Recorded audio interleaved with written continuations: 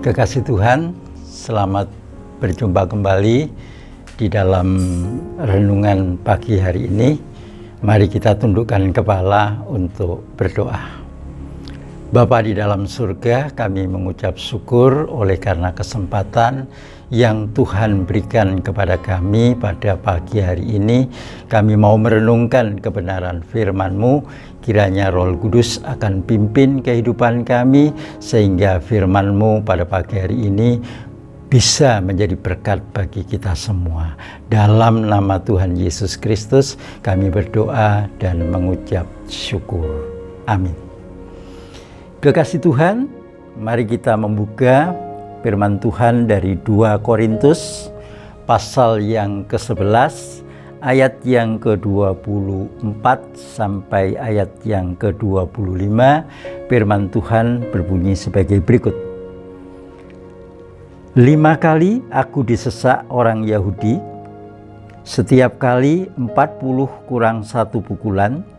3 kali aku didera, 1 kali aku dilempari dengan batu, 3 kali mengalami karam kapal, sehingga sehari semalam aku terkatung-katung di tengah laut. Amin. Kekasih Tuhan yang berbahagia, Rasul Paulus itu adalah seorang yang pandai, cerdik, dan pemberani. Oleh karena itu Tuhan berkenan untuk memakai hidupnya. Namun perlu kekasih Tuhan ketahui bahwa Rasul Paulus sebelum dia ditangkap oleh Tuhan Yesus, Rasul Paulus adalah seorang yang sangat membenci pengikut-pengikut Kristus. Maka tidak mengherankan kalau kepandaian, kecerdikan daripada Rasul Paulus ini digunakan untuk hal-hal yang sia-sia. Tetapi setelah dia ditangkap oleh Tuhan Yesus, dia gunakan kepandaian, kecerdikan, dan keberaniannya itu untuk hormat dan kemuliaan daripada nama Tuhan. Kekasih Tuhan, kalau kita perhatikan di dalam Alkitab, Rasul Paulus ini pada saat dia mengiring Tuhan Yesus, dia keluar masuk penjara. Di penjara dia diseksa, dianiaya.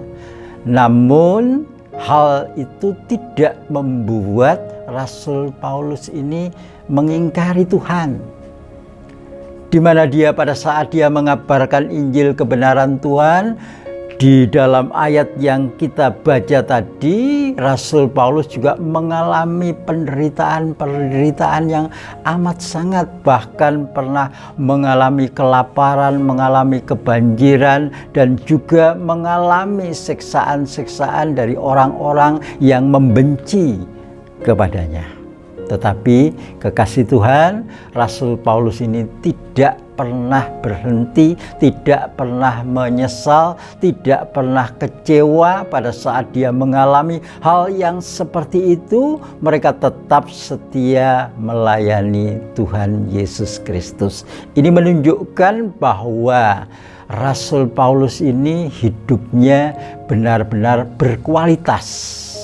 Karena hidup yang berkualitas inilah, maka Rasul Paulus bisa mempengaruhi kehidupan orang banyak. Mempengaruhi dalam arti yang positif, supaya orang-orang yang banyak itu bisa mengenal dan percaya kepada Yesus Kristus. Dan kita lihat juga di dalam pernyataannya bahwa Rasul Paulus ini menunjukkan dirinya sebagai seorang prajurit yang sedang berjuang, yang tidak pernah memikirkan kehidupan dirinya. Semua hidupnya diserahkan hanya ke dalam tangan Tuhan saja. Kekasih Tuhan, firman Tuhan ini hendak memberikan suatu pemahaman bagi kita pada saat sekarang ini, bahwa penderitaan, bisa saja kita alami di dalam pengiringan kita akan Tuhan. Tetapi melalui penderitaan-penderitaan yang kita alami di dalam kehidupan ini, Tuhan sedang menguji bagaimana kualitas kehidupan kita di dalam pengiringan akan Tuhan. Apakah di dalam mengalami penderitaan itu kita akan menjadi kecewa, kita akan meninggalkan Tuhan, apakah kita tetap setia terus melayani Tuhan apapun yang terjadi di hadapan kita. Oleh karena itu, firman Tuhan ini benar-benar memberikan suatu pengajaran yang indah bagi kita semua saat sekarang ini yang terlibat di dalam suatu pelayanan. Kalau kita mengalami suatu penderitaan, kita mengalami suatu himpitan yang membuat kita menderita, jangan kita ini undur, karena Tuhan akan melihat bagaimana kualitas kehidupan kita di dalam pengiringannya akan Dia. Justru melalui kehidupan yang berkualitas seperti yang dicontohkan oleh Rasul Paulus ini, kita menjadi orang-orang yang bisa berpengaruh di mana kita berada. Demikianlah firman Tuhan ini, kiranya menjadi berkat bagi kita semua. Kiranya damai sejahtera daripada Allah Bapa, Tuhan kita Yesus Kristus, dan persekutuan Roh Kudus akan menyertai kita sekalian saat ini sampai selama-lamanya. Amin.